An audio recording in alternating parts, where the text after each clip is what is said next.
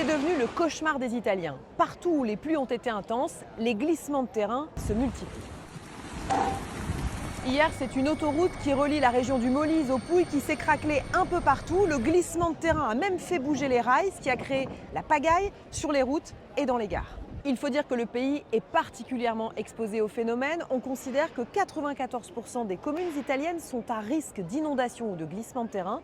Et pour ce qui concerne les glissements de terrain, selon un récent rapport, il s'en produit 684 000 par an, rien que pour l'Italie.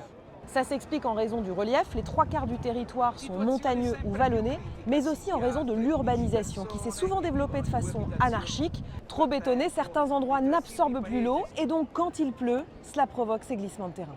Le problème est évidemment pris très au sérieux ici parce que bien souvent, cela met en péril des bâtiments. Cet immeuble par exemple n'a pas été victime d'une explosion, mais encore une fois d'un glissement de terrain. Heureusement, il n'y a pas eu de victimes, tous les habitants ont été évacués avant, tout comme à Nicemi. Vous vous souvenez de ce village de Sicile qui s'est retrouvé suspendu au-dessus du vide après une coulée de boue? Là non plus, il n'y a pas eu de mort, mais plus de 1500 déplacés qui ont pour certains définitivement perdu leur maison, comme souvent après un glissement de terrain.